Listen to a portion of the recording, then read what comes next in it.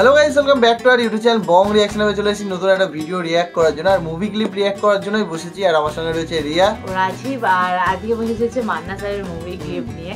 তাও আবার মান্না স্যারের পুলিশ চরিত্র। মানে এর আগে একটা মুভি দেখেছিলাম মান্না স্যারের পুলিশ চরিত্রে, তো পুলিশের অ্যাক্টিং করেছিল।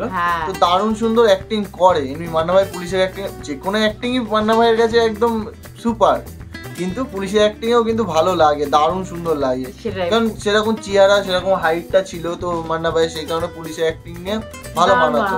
তারপর ব্যাপারটা মান্না স্যারের আমরা যে কটাই মুভি দেখেছি সেখানে আমরা বেশিরভাগই কিন্তু একটু অন্যরকম নেগেটিভ ক্যারেক্টার, নেগেটিভ ক্যারেক্টারই দেখেছি ম্যাক্সিমাম। মানে নয় মস্তান, নয় নিজেই অনেক বড় মানে কোনো কারণে হয়তো, বাট ওই রকম চরিত্র দেখেছি। তো এই পুলিশের অ্যাক্টিং গুলো আমরা খুব একটা চরিত্র দেখিনি, তো একটা ক্লিপ দেখেছিলাম। আর এই আজকে ওই আগের দিন দুটো না তিনটে ক্লিপ দেখেছিলাম ওই মুভিটার, ওই যে ভুলে গেলাম নামটা মুভিটা, যাই হোক। আর আগে অনেকদিন আগে একটা মুভিতে মান্না ভাইয়ের হচ্ছে পুলিশের অ্যাক্টিং দেখেছিলাম। তো যাই হোক, আজকে আরেকটা ক্লিপ নিয়ে বসেছি। তো চলো বেশি দেরি না করে ভিডিওটা দেখবো। তার আগে বলে নিই, ডেসক্রিপশন বক্সে অরিজিনাল ভিডিও লিঙ্ক দেওয়া আছে, তোমরা গিয়ে চেক আউট করে নিতে পারো। চলো শুরু করি।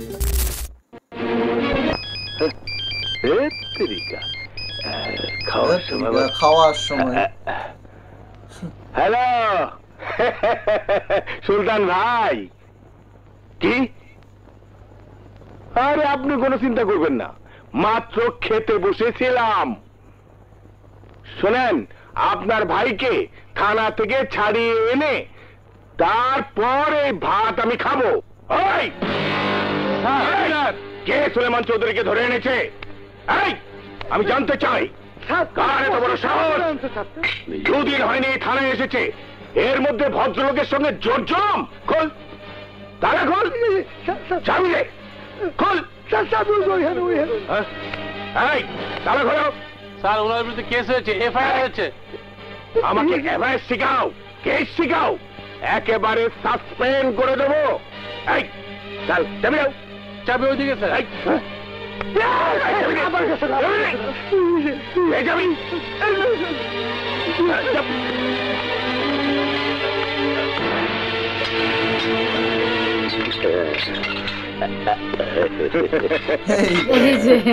আরে আমি থাকতে তোমার কোনো চিন্তা নেই।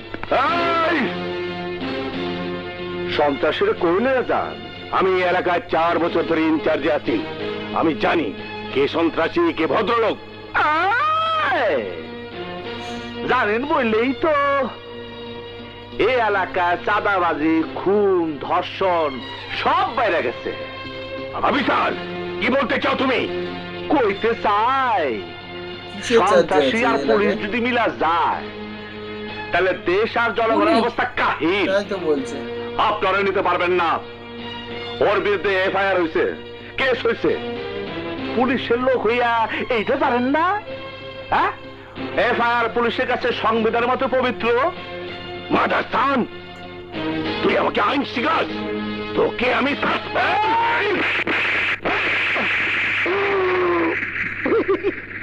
বড় অফিসার মনে হচ্ছে। হ্যাঁ, মনে হচ্ছে।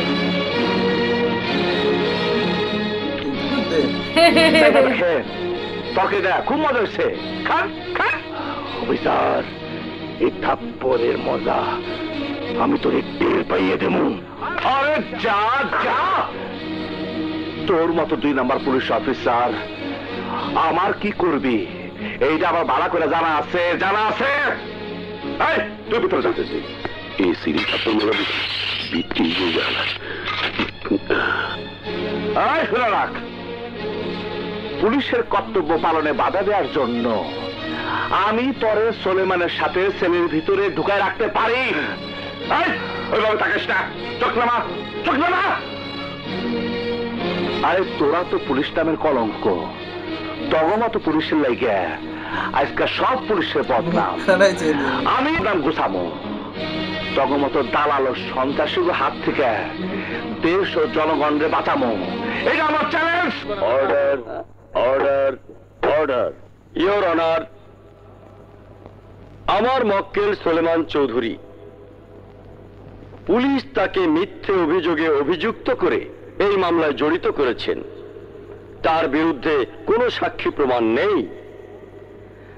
কাল্পনিক একজন সাক্ষীর কথা বলে মহামান্য আদালতের সময় নষ্ট করছেন।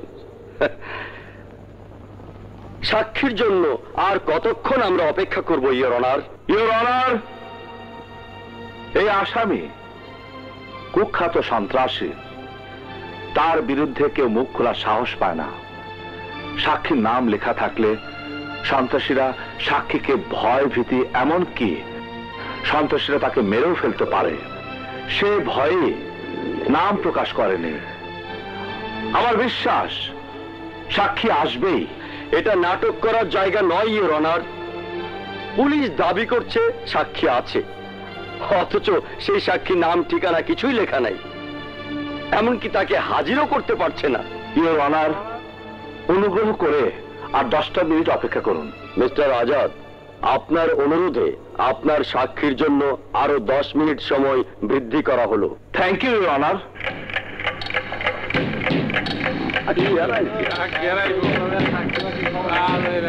সাক্ষী নাই, নাই।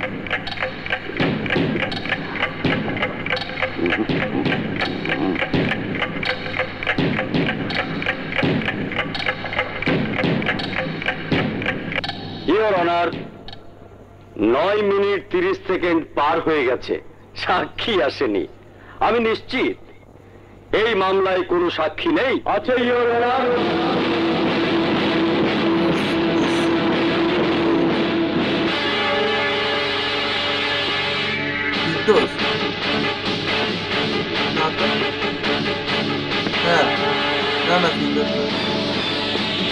এটা হচ্ছে মহামান্য আদালত, আমার নাম রবিউল আলম রবি।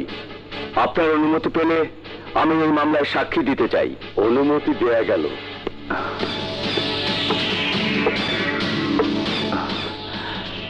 ইওর অনার, ঘটনার দিন আমি বাড়ি ফিরছিলাম। হাবিলদার সিরাজকে সুলেমান সহ তার লোকজন, ইওর অনার, আমি নিজ চোখে দেখেছি এই সন্ত্রাসী সুলেমান ইন্সপেক্টর আজাদের বাবাকে খুন করেছিল। Order, order, order. প্রত্যক্ষদর্শীর সাক্ষ্যের ভিত্তিতে আসামির বিরুদ্ধে আনিত অভিযোগ প্রমাণিত হওয়ায় এই আদালত আসামি সুলেমানকে 14 বছরের সশ্রম কারাদণ্ডে দণ্ডিত করছে।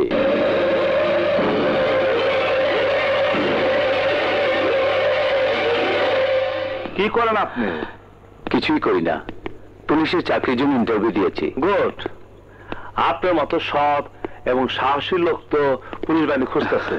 আমি শুনেছি পুলিশের চাকরি পেতে হলে নাকি ধরাধরি করতে হয়, সুপারিশ লাগে, ঘুষ লাগে।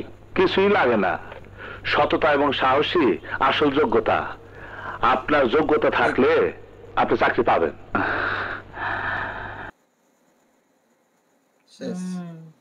ভালো ছিল ক্লিপটা, কিন্তু ভালো ছিল। লাস্ট পর্যন্ত সাক্ষী এলো, লাস্ট 30 সেকেন্ডে। আর মানে হচ্ছে, মানে এখানে মান্না স্যারের অ্যাক্টিংটা দারুণ সুন্দর ছিল। মান্না স্যারের এমনি প্রত্যেকটা অ্যাক্টিং এ এত ক্লিয়ার। আর এই মুভিগুলো একটা জিনিস লক্ষ্য করি আমি, পুরোটাই বাস্তবে, মানে যা হয় অরিজিনালি এরকম কেসে সত্যিকারে কোনো মানে ইয়ে দেওয়ার জন্য, কি বলে না, সাক্ষী দেওয়ার জন্য লোক থাকে না, নয় গায়েব হয়ে যায়, নয় পয়সা দিয়ে মুখ বন্ধ করে দেয়। এখনো হয়, ওটাই বলছি। তো সেখানে সত্যি যেখানে টাকার পাওয়ার থাকে সেখানে অনেক কিছুই হয়ে যায়। তো এগুলোই মুভিতে দেখানো হয়। আর স্পেশালি পুরোনো মুভিগুলোতে এত সুন্দর বাস্তববাদী মুভি তৈরি করা হতো, বা ডায়লগ ডেলিভারি বলো, যে আগের মুভিগুলো দেখেছি সন্ত্রাসী মুভিগুলোতে, সেইখানেও কিভাবে যে নিজের থেকে সন্ত্রাসী হতো সেইগুলোর কিন্তু একটা দিয়েছে, নয় আগে পিছনে কোনো একটা স্টোরি থাকতো, তারপরে সে ওই লাইনে যেত। একদম। তো এইভাবে কিন্তু রিয়েলিও হয়, এটা হয়, সেটাই হয়। আর সত্যি মান্না স্যারের অ্যাক্টিং নিয়ে কিছু বলার নেই, কারণ মান্না স্যারের অ্যাক্টিং অসাধারণ। মানে প্রত্যেকটা অ্যাক্টিং এর স্কিল বলো, কথাবার্তার ধরন, সমস্ত কিছু, ডায়লগ ডেলিভারি সবকিছু এত ক্লিয়ার, এত ভালো, মানে বলার মতো নেই। সত্যি যবে থেকে মান্না স্যারের মুভি আমরা দেখেছি, মান্না স্যারের একরকম ফ্যান হয়ে গেছি আমরা। আমাদের খুবই ভালো লাগে, আর আশা করি তোমাদেরও, মানে আমাদের যারা ভিডিও দেখো অনেকেরই আছে যারা মান্না স্যারের মানে ভক্ত, অনেকেই আছে। তো আশা করি তোমাদেরও ভালো লাগে। তোমরা আরো এরকম কোনো মুভির ক্লিপ চাইছো কিনা মান্না স্যারের, তো কমেন্ট করে জানিও, আমরা নিয়ে আসবো। হ্যাঁ, একটু সময় দিও, ঠিক আছে, তাড়াহুড়ো করো না, নিয়ে আসবো। তো চলো দেখা হচ্ছে নেক্সট ভিডিওতে, ততক্ষণের জন্য টাটা।